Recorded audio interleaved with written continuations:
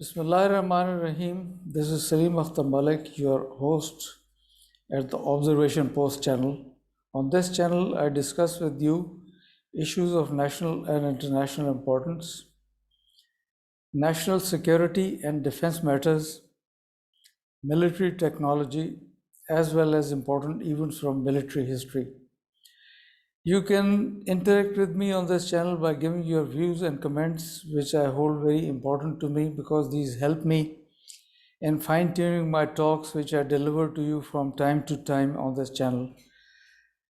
You can also connect with me on Twitter, where my address is at Salim Akhtar 53. So this channel is in effect sort of a forum where you can discuss your ideas and you can share your views with me. In this session, I'll be talking to you about the future of Afghanistan in the wake of the American-led coalition's withdrawal from Afghanistan, which is in progress. And as the things are turning out, it is expected that by the end of September this year, the American coalition forces, that is, all the countries which, along with the United States Army, are supporting the American-led effort in Afghanistan, will be out of Afghanistan. So there is turmoil in the country. A similar turmoil had gripped Afghanistan in May 1989 when the Soviet Union had withdrawn its forces from Afghanistan.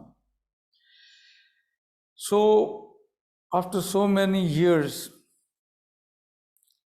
the American withdrawal or the American coalition's withdrawal from Afghanistan has also led to a similar situation,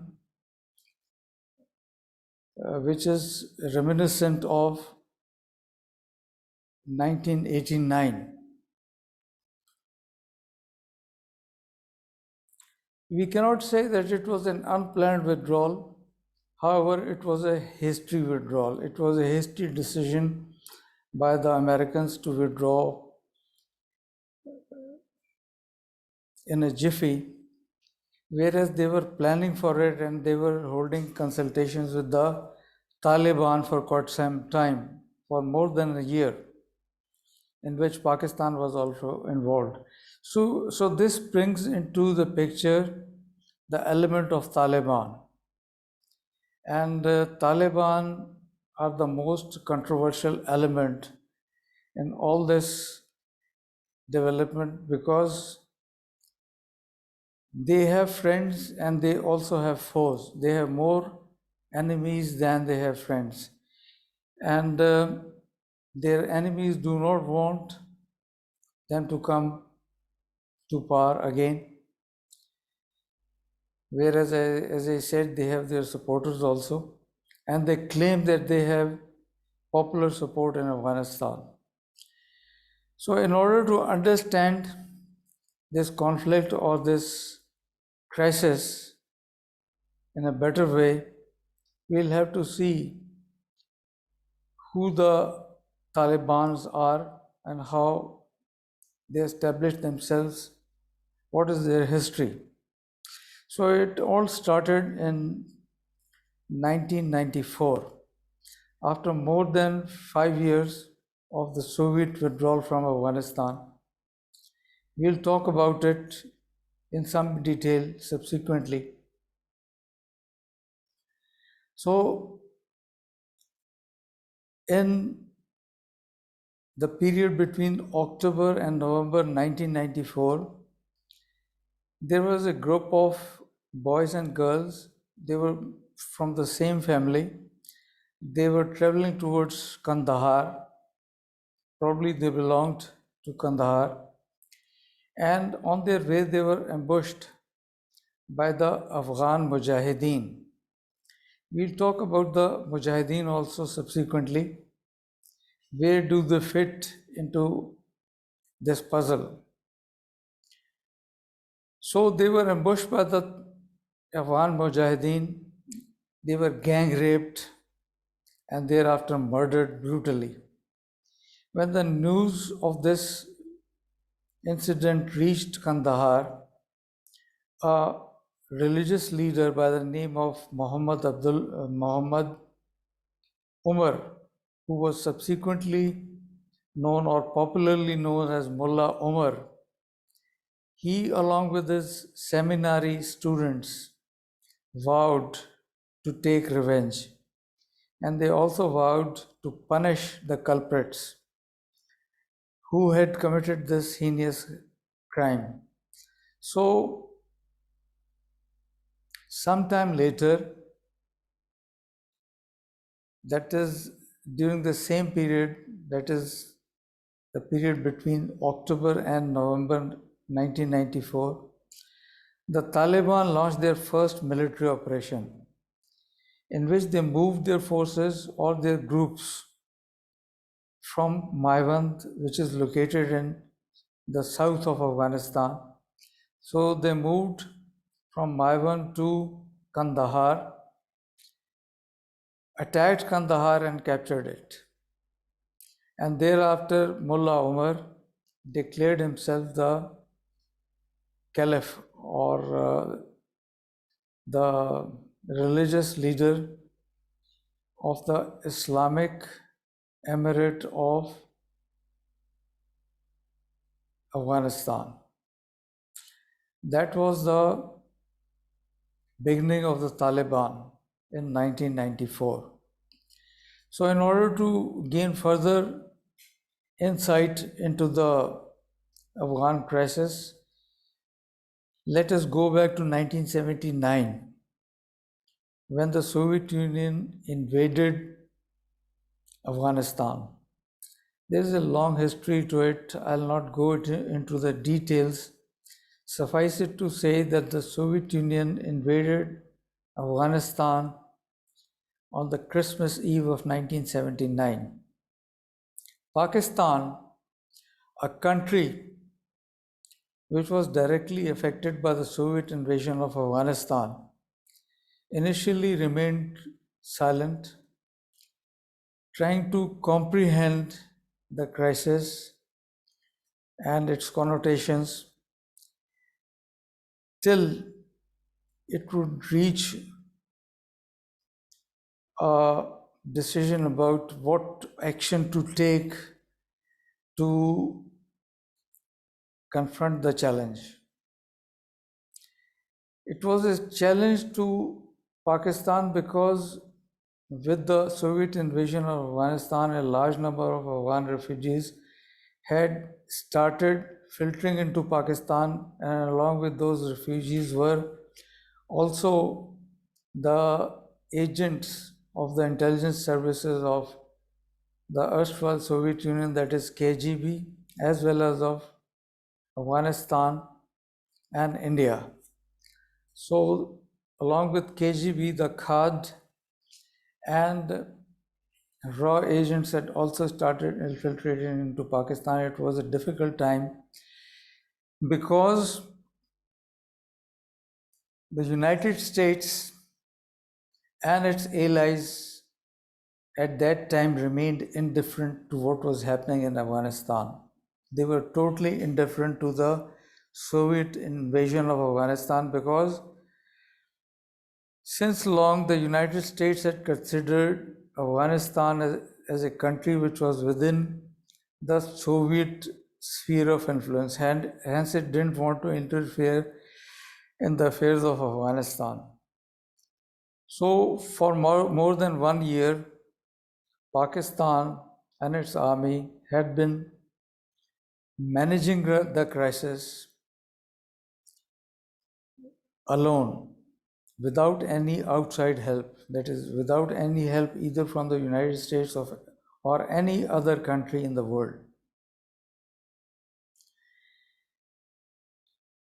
During this time, General Muhammad Ziaul Haq, who was then the ruler of Pakistan, military ruler of Pakistan, had contemplated upon the problem along with his advisors and had reached the conclusion that Pakistan will have to fight the Soviet occupation of Afghanistan by helping the Afghan people. And this could only be possible if a resistance movement could be raised in Afghanistan with the help of Pakistan.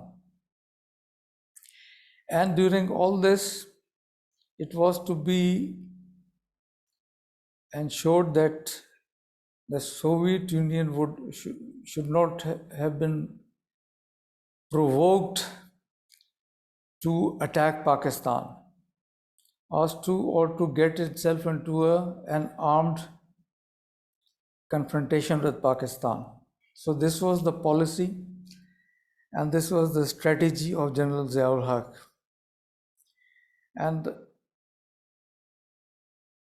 as I said, Pakistan at that time was alone and it was managing the crisis alone.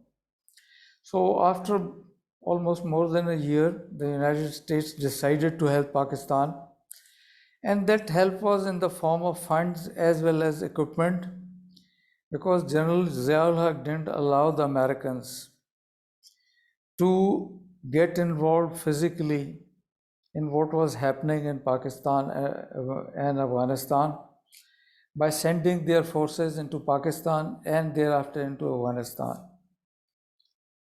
So the role of the Americans was to provide the funds as well as equipment to Inter-Services Intelligence, which is the intelligence agency of Pakistan, which would then distribute the funds as well as the equipment among a 7-party coalition, which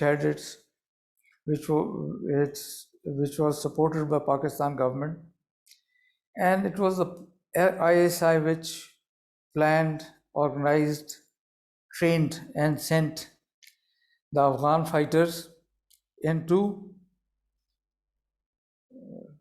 Afghanistan, that is Soviet occupied Afghanistan, to fight the Soviet forces. So this was after 1 year of the Soviet occupation. And this was the Pakistan's response to the Soviet occupation. Pakistan raised the Mujahideen, which were the Afghan fighters who would fight the Soviet forces in Afghanistan. And while they were fighting, they were provided leadership, military leadership by the Pakistan Army, which led them into attacks against the Soviet forces in Afghanistan, and later on even into the Soviet Union proper. So Pakistan raised the Afghan Mujahideen with the help of the United States to fight the Soviet forces in Afghanistan. Now, if we look back, we find that, strictly speaking, the Afghan Mujahideen were not a liberation army in the given sense, like the Viet Cong were in Vietnam during the Vietnam War.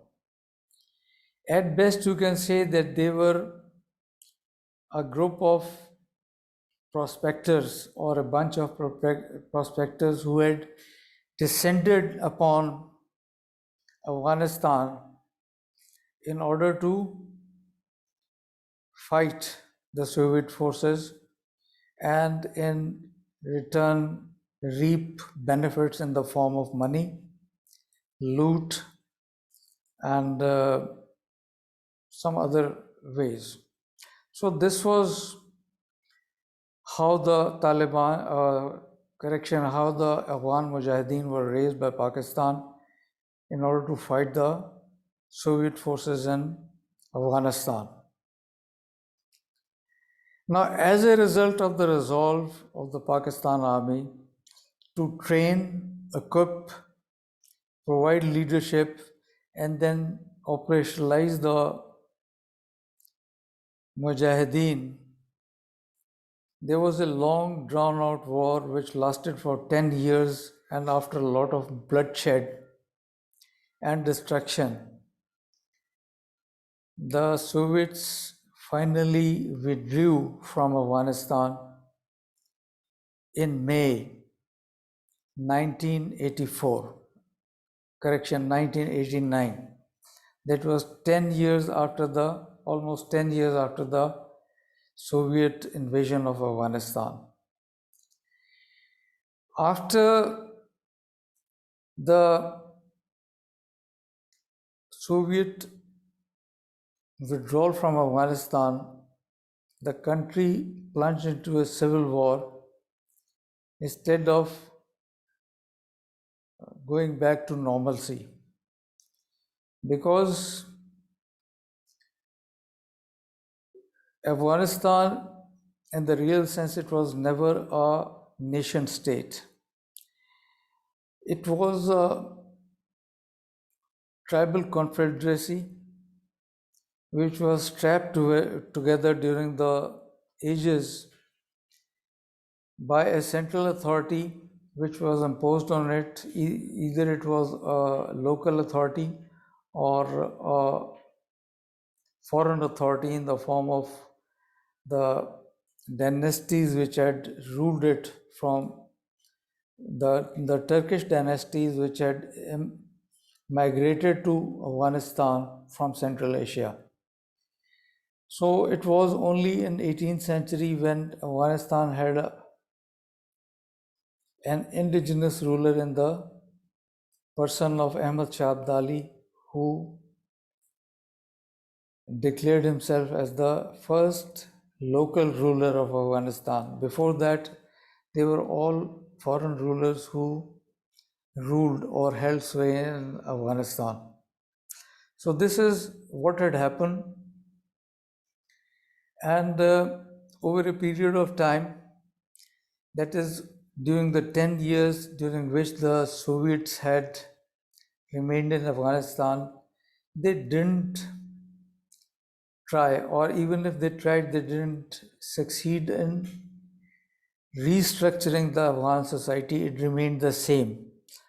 Only the tribal leaders were replaced by the Mujahideen warriors, who over a period of time had developed or had evolved into mafias. The Mujahideen groups, led by the Mujahideen warriors or warlords, over a period of time had evolved into or morphed into mafias, which, besides fighting the Soviets, when they were not fighting the Soviets, they were involved in internecine fighting, kidnapping, looting, drug smuggling, and promoting weapons culture. So it was not possible for Afghanistan to go back to a normal state of statehood. So that's why peace has eluded Afghanistan up till now. The Mujahideen rule, or the period during which Mujahideen held sway in Afghanistan, a war economy had emerged, which again was controlled by the Mujahideen. And as I had mentioned at the beginning of this talk, the civil war into which Afghanistan had plunged in the wake of the Soviet withdrawal from Afghanistan, the situation was changed by the Taliban. I am no supporter of Taliban, but then They stopped opium cultivation and they gave the country a semblance of order. And but then there were no angels, and due to their stupid and wrong policies, 9/11 happened, whether they were involved or not. But then the Americans got an excuse to invade Afghanistan. And after remaining in Afghanistan for 19 long years, for more than 19 years, it was their longest foreign war outside the United States. They left, and they left the country in more chaos and confusion than it was when the Americans had landed there. So they have left a vacuum, and the nature abhors vacuum. Whenever there is a vacuum, it is filled by nature through some force which is the most appropriate or the most powerful force available. This is what happened in the Vietnam War after the Americans had withdrawn from there. Viet Cong were the most powerful group and most organized group in South Vietnam.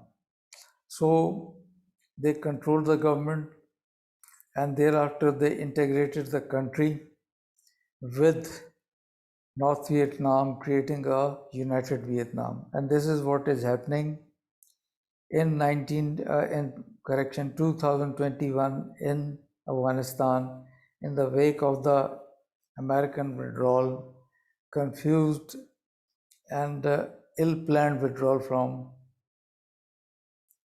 Afghanistan.